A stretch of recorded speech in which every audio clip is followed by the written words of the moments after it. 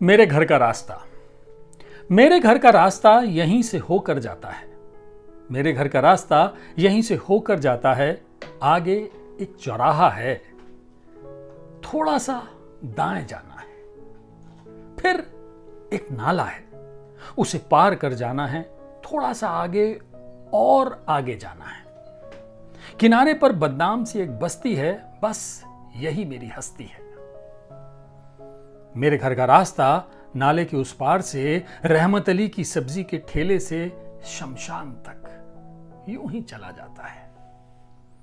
चौराहे से दाएं मुड़ी हुई सड़क के साथ साथ कुछ उजड़ी कुछ बसी सी ये जो बस्ती है, ये मेरी हस्ती है।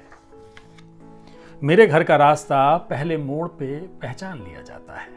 आगे सार्वजनिक शौचालय का अवशेष है, जिसमें शौचालय को छोड़कर बाकी सब शेष है, जिसकी दीवार पर लिखा है प्रयोग करना मना है। जो शेष है उसमें शौचालय का गेट है और पूरा खुला पड़ा मैदान है। कचरा जो सड़क से कूड़े घर तक फैलाया है, कचरे के ढेर पे सुअरों, कुत्तों और गायों का मेला है। बस वही मेरी बस्ती है, यही मेरी हस्ती है। मेरे घर के रास्ते की तीसरी गली में बीचों बीच बहती छोटी सी नाली है। मेरे घर के रास्ते की तीसरी गली में बीचों बीच बहती छोटी सी नाली है। बीच में ही खड़ी क्षेत्रपाल की उधड़ी हुई चारपाई, दीवार से सटी चंदा की साइकिल किसी का रास्ता नहीं रोकती। गली में जलती अंगीठी का धुआं घर में भर आता है। नाले की उठती बू जहन में अंदर तक उतर आती है। हवा गली से कतराकर न जाने कहां निकल जाती है। धूप भी यूं ही अंदर आने से कतराती है। बारिश जो घर के अंदर तक बरसती है, ये कहने को तो इंसानों की बस्ती है और यही मेरी हस्ती है। मेरे घर का रास्ता यहां से गुजर कर जाता है। ये जो कविता मैंने आपको सुनाई, ये मेरे घर का रास्ता, ये फ्रैंकलिन निगम की लिखी हुई कविता है और उनका ये जो नया कविता संग्रह आया है, हर लम्हा कैद है जिंदगी। हर लम्हा कैद है जिंदगी। फ्रैंकलिन निगम हमारे सहयोगी हैं, बिजनेस टुडे डिजिटल के एडिटर हैं, वरिष्ठ पत्रकार हैं, कविताएं लिखते हैं और क्या खूब कविताएं लिखते हैं, ये तो आप समझ ही गए होंगे। तो ये पहली कविता मैंने उनकी सुनाई। अब मैं दूसरी कविता आपको सुना रहा हूं। तन्हा कौन है? तन्हा ख्वाब, तन्हा रात, इंसानों की भीड़ में हर शख्स तन्हा। तन्हा ख्वाब, तन्हा रात, इंसानों की भीड़ में हर शख्स तन्हा।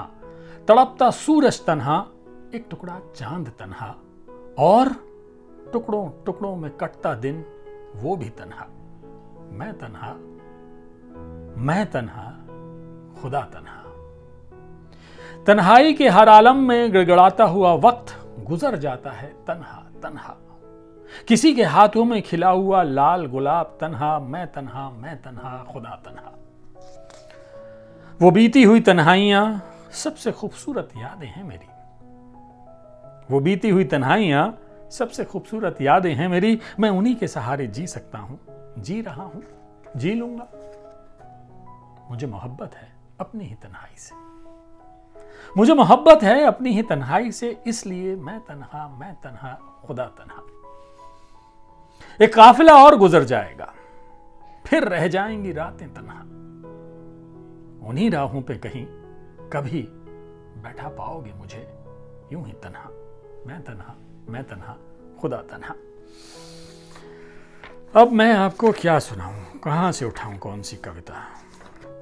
जैसा मैंने आपको कहा, मैं पहले कविता संग्रह पढ़ता नहीं हूं। मैं बस जब आपके सामने बैठता हूं तो ऐसे ही सुनाता रहता हूं कुछ। तो अब ऐसा क्यों है मैं नहीं जानता, और जो मैं सुना रहा हूं उस कविता का शीर्षक भी है कि ऐसा क्यों है।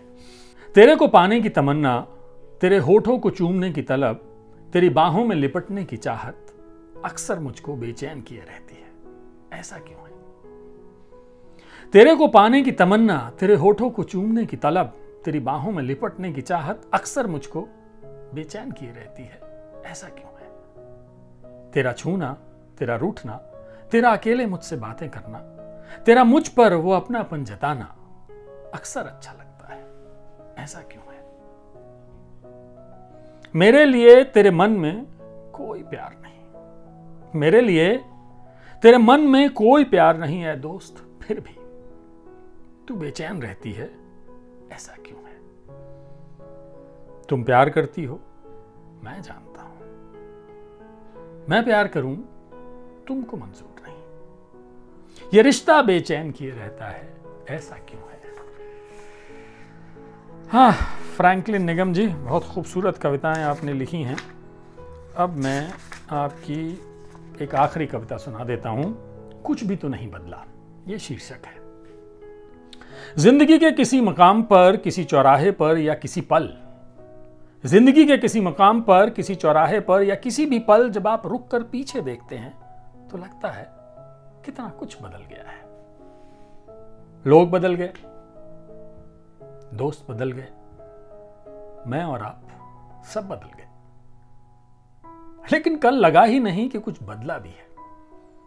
अजय, मनीष, ओम, रमन, बमशंकर, अमितेश, राजन, प्रियंका, रूही, किरण, महेश, संतोष, अखिल, शरद और सारे चेहरे वैसे ही लग रहे थे, वैसी ही ठहाको गिगूश थी, वैसा ही अंदाज था और अपनापन था। कहां बदला है कुछ भी तो नहीं बदला। तो ये कविता संग्रह हर लम्हा कैद है जिंदगी, फ्रैंकलिन निगम साहब का है, जो हमारे सहयोगी हैं। ये कविता संग्रह सर्व भाषा ट्रस्ट से प्रकाशित हुआ है, हाल ही में आया है। मुझे तो उनकी कविताएं बहुत अच्छी लगी। उम्मीद करता हूं आपने इन कविताओं को सुना होगा और अब आप इस कविता संग्रह को पढ़ना चाहेंगे। आज के लिए बस इतना ही।